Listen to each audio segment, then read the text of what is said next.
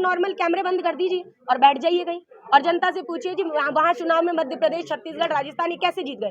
तो जनता खुद कहती है कि ईवीएम जब तक है तब तक भाजपा के अलावा दूसरी पार्टी वोट नहीं हासिल कर सकती। और खुद भाजपा के नेता कैसे आंकड़ा बता देते हैं जी 400 पार हो जाएंगे, जी 350 पार हो जाएंगे, आंकड़ा लिख देते हैं इस प्रत्याशी को इतने वोट मिलेंगे, उसको उतने वोट मिलेंगे और उतने ही वोट मिल जाते हैं। ये कैसे संभव है?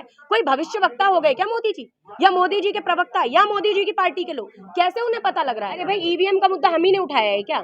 भारतीय जनता पार्टी के राष्ट्रीय प्रवक्ता हैं, वरिष्ठ नेता हैं जीवीएल नरसिम्हा जी, उन्होंने एक किताब लिखी थी कि democracy at risk, can we trust our electronic voting machines, और इसमें प्रस्तावना देने वाले थे लाल कृष्ण आडवाणी जी, संदेश देने वाले थे एन चंद्रबाबू नायडू जी। तो ये किताब तो उन्होंने लिखी, उनके तो अध्याय में बताया गया कैसे हैक की गई, उनको तो सब पता था पहले से। तो जो खुद किताब लिख रहे थे ईवीएम के खिलाफ, तो हमने तो कहा आप कह रहे हैं हम जीत जाते हैं, हम तो तेलंगाना जीते हैं ना, दक्षिण के अंदर पूरी भाजपा का सुपड़ा साफ हो गया है। उसके बावजूद हम इसीलिए उठा रहे हैं क्योंकि ये लोकतंत्र को बचाने की लड़ाई है, ये पार्टी की कुर्सियों की लड़ाई नहीं है, लालच की लड़ाई नहीं है सत्ता के लिए। सत्ता का लालच भाजपा को इतना हो गया है कि वो सत्ता के मद में इतने मदहोश हैं कि अब वो बस सत्ता पर काबिज रहना चाहते हैं, चाहे एन केन प्रकरण कैसे भी, उनको कोई फर्क नहीं पड़ता कि ईवीएम हैक कर ली जाए या कुछ भी, उन्हें सिर्फ सत्ता पर काबिज रहना है। मैं एक चीज जरूर कहूंगी, देखिए ये देश जो है ये सर्वधर्म समभाव के संविधान से चला है और सर्वधर्म समभाव के संविधान से ही चलेगा, संघ धर्म संघ भाव के संघ विधान से नहीं चलेगा। बीजेपी की बड़ी अम्मा आरएसएस के अहंकारी अरमान से नहीं चलेगा। तो आरएसएस और भाजपा वाले ये ना सोचें कि जिस तरीके से वो चाहेंगे अपनी लाठी हाँकते जाएंगे। 150 सांसदों को निलंबित करना कोई छोटी बात है देश में? आप 2.5 मिनट में बिल पारित कर देते हैं, तो इस लोकतंत्र को आप किस तरफ ले जाना चाहते हैं? तो ये प्रश्न यही है। और देखिए, तो श्री कृष्ण भगवान ने भी कहा है कि हर एक संकट का हल होगा और आज नहीं तो कल होगा, और कर्म में अगर सच्चाई है तो कर्म कहाँ निष्फल होगा। तो हमारे कर्म में पूरी सच्चाई है और ये कर्म निष्फल नहीं होगा। ये भाजपा वाले तो आज उस पर है, मोदी जी को विष्णु का अवतार है, थोड़े दिन में मंदिर भी बना देंगे, तो क्या कर सकता है कोई? ये तो इनकी लाठी, जिसकी लाठी उसकी भैंस का शासन हो गया है। ये लोकतंत्र को ठोकतंत्र बना रहे हैं, ये मदर डेमोक्रेसी को मर्डर डेमोक्रेसी आज करार देने का काम कर रहे हैं। जिस तरीके से संसद में आप देख रहे हैं जो चल रहा है, राहुल गांधी जी ने वीडियो बना दी, उस पर दिक्कत थी। आप मुझे बताइए, जो बड़े बड़े चैनलों पर वीडियो चला जिस पर यह बताया गया उपराष्ट्रपति जी की मिमिक्री किया, जो उनकी नकल कर रहे थे सांसद, तो वो वीडियो क्या राहुल गांधी जी के मोबाइल से वायरल हुआ था क्या?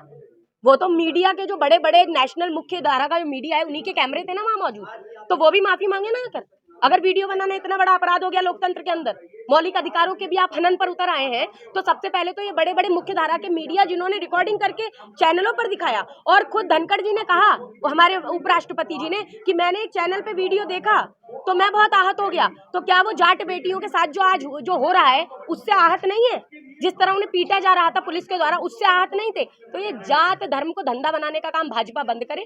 चुनाव आते ही भाजपा में जाति और धर्म के धंधा बनाने की सब प्रबंध हो जाते हैं और सत्ता की खुरचन चाटने के लिए भाजपा में नेवलों के भी सांपों से संबंध हो जाते हैं।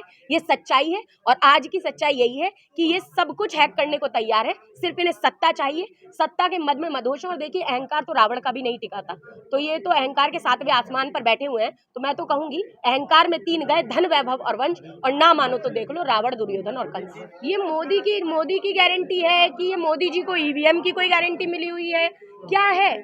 क्योंकि अटेर के अंदर जब उपचुनाव हो रहा था 2017 में, तब चुनाव आयोग के द्वारा ये बताया गया कि उसे कैसे उपयोग करना है वीवीपैट के साथ। उसी उपयोग के अंदर वहां पर ही गड़बड़ी पाई गई थी मशीनों के अंदर। ये सार्वजनिक तौर पर सामने आया कि बटन कुछ भी दबाइए, पर्ची में एक ही को वोट मिल रहा है।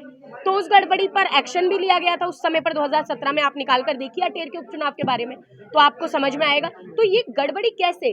और फिर सॉफ्टवेयर है, चिप है, तो इसका मतलब तो टेम्पर्ड प्रूफ तो नहीं है। इसका मतलब कुछ ना कुछ गड़बड़ी तो इसमें हो ही सकती है। तो अगर कोई गड़बड़ी की आशंका लोकतंत्र को जीवंत रखने के लिए कोई कर रहा है, तो उस आशंका का समाधान कर लीजिए ना, बैलेट पेपर पर चुनाव हो जाए। और हम तो ये इंडिया गठबंधन ने भी ये प्रस्ताव पारित किया है कि जो जिस तरीके के चुनाव में जो वोटिंग हो रही है, तो ईवीएम से जो वोट गिर रहे हैं, वीवीपैट की पर्चियां हाथ में आए, हाथ में से वो पर्चियां हम उसमें पेटी में खुद डालें, और उन जो पर्चियां हम पेटी में डाल रहे हैं उसकी 100% गणना की जाए, उसके आधार पर चुनाव का रिजल्ट बताया जाए। देखिए, ये तारीख अभी तय नहीं हुई है, लेकिन हम चाहते हैं कि एक हम बड़ी रैली जिससे कि जो ईवीएम पर, ये मेरी बात नहीं है, खड़गे जी ने जब भाषण दिया तो जनता ने कहा ईवीएम ईवीएम ईवीएम, उन्होंने कहा कैसे जीत गए, जनता कह रही ईवीएम। भाषण में कहा कि हम बूथ पर ईवीएम तोड़ने का काम करेंगे, ऐसे लोग हमें चाहिए ताकि ईवीएम को रोका जा सके। मैं यही कहूंगी कि कांग्रेस की राष्ट्रीय प्रवक्ता होने के साथ साथ मैं भारतीय ओबीसी महासभा की मुख्य संयोजक भी हूँ, और उस नाते भी यहाँ पर मैं उपस्थिति मैंने दर्ज कराई है। कारण देखिए, प्रस्ताव तो पारित, हम लोगों ने ईवीएम के खिलाफ एक मुहिम इसलिए छेड़ी क्योंकि जिस तरीके का माहौल चुनावों में दिखा जनता के बीच में, परिणाम उसके उलट हुए। कई जगहों पर हमने देखा कि व्यक्ति जो प्रत्याशी है उनके पक्ष में जनता है, जनमत है, जो जनता चाहती है कि नहीं जिताकर हम अपना विधायक बनाएं, लेकिन जब रिजल्ट आता है तो उसके उलट कई हजार वोटों से वो वही प्रत्याशी हार जाते हैं जिनके पक्ष में पूरा चुनाव दिखता है। तो ऐसा कैसे हो सकता है कि जिस देश के अंदर जहां एक तरफ जो अंतर्राष्ट्रीय पहलवान बेटियां हैं जिन्होंने यौन शोषण का आरोप लगाया था, ब्रजभूषण शरण सिंह जो भाजपा के सांसद हैं उनके ऊपर, उसके बाद पॉक्सो लग जाती है, पॉक्सो के बाद भी गिरफ्तारी नहीं की जाती, पूरा समाज उबलता है, आंदोलन किए जाते हैं, उन बेटियों को जो अंतर्राष्ट्रीय ख्याति प्राप्त पहलवान बेटियां हैं जिन्होंने देश का नाम रोशन किया, उन्हें रोडों पर घसीटा जाता है, उसके बाद भी भाजपा चुनाव जीत जाती है। लखीमपुर के अंदर किसानों को रौंद दिया जाता है कि 700 से ज्यादा किसान शहादत दे देते हैं किसान आंदोलन में, उसके बाद भी भाजपा जीत जाती है। बलात्कारी को संस्कारी कह दिया जाता है, मतलब कैसे? नहीं देखिए, नहीं देखिए, लोकतंत्र बचाना है तो उन्होंने कहा कि हमें जनता का समर्थन चाहिए, हम जनता का साथ चाहते हैं, और हम गांधीवादी लोग हैं, हम मारने काटने तोड़ने फोड़ने में विश्वास नहीं, हम जोड़ने में भरोसा करते हैं। वो भारत जोड़ो यात्रा का उन्होंने संचालन समिति में वो रहे हैं, तो मुझे लगता है तोड़ने की बात हम नहीं, हम जोड़ने की बात करते हैं, जोड़ने की ही बात करेंगे। क्या लोकतंत्र को बचाने के लिए ईवीएम का हटाना जरूरी है? देखिए, अगर शंकाएं हैं, अगर देखिए एक बात बताइए, जिस चीज पर शंका है और हम कह रहे हैं ये शंका खत्म हो जाएगी तो हमारा विश्वास बना रहेगा। तो चुनाव आयोग तो किसी भी बात को नहीं मानते। चुनाव आयोग ने उत्तर प्रदेश के चुनाव में कितने बड़े बड़े नेताओं ने, इतनी भाजपा के नेताओं ने गलत जुबानी की, कितने लोगों ने, टी राजा लोध जी ने कितनी गलत जुबानी से भाषण दिया था, कोई एक्शन नहीं किया। कई भाजपा के नेता कुछ भी बोल देते हैं, राम जादव की बनेगी कि किस जादव की बनेगी मैं तो बोल नहीं सकती, तो उन पर एक्शन नहीं लिया जाता। तो जब उन पर एक्शन नहीं हो रहा तो चुनाव आयोग से देखिए हमारी उम्मीद इसलिए है क्योंकि संवैधानिक संस्था है, उम्मीद बनाई है क्योंकि हम लोकतंत्र में भरोसा करते हैं। अब ऐसे नहीं तो फिर आंदोलन के रास्ते से सही। भाई गांधी जी ने अंग्रेजों को भगाने के लिए एक आंदोलन चलाया था, गोरों से लड़े थे, तो अब हम लोकतंत्र में जो चोर है उनसे लड़ने का काम करेंगे। वो लड़े थे गोरों से, अब हम लड़ेंगे चोरों से। तो हम लड़ने का काम करेंगे और एकत्रित होकर, संगठित होकर, गांधीवादी तरीके से।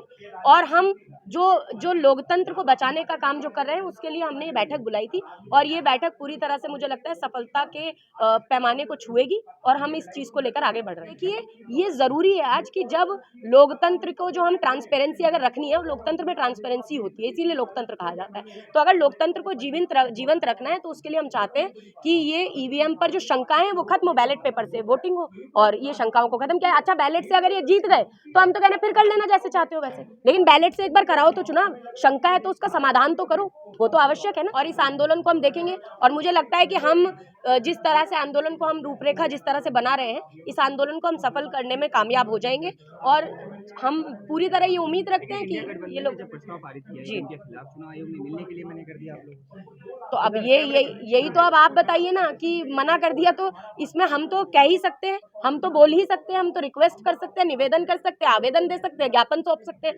तो ठीक है, निवेदन नहीं माना जाएगा, आवेदन नहीं में, तो लोकतंत्र में एक और हथियार कहा जाता है आंदोलन, जो गांधी जी की कहते हैं। गांधी जी अहिंसावादी, गांधी जी ने जब अंग्रेज नहीं माने थे तो उन्होंने भारत छोड़ो आंदोलन चलाया था, हमने भारत जोड़ो वाला आंदोलन चलाया, और उसी को लेकर हम आगे बढ़ रहे हैं। राहुल जी भारत जोड़ो यात्रा पे निकल ही रहे हैं, और हम भी भारत को जोड़ने की जो दूसरी, मैं कहती हूँ, परिपाटी है, हम उस पर चलने का काम करेंगे।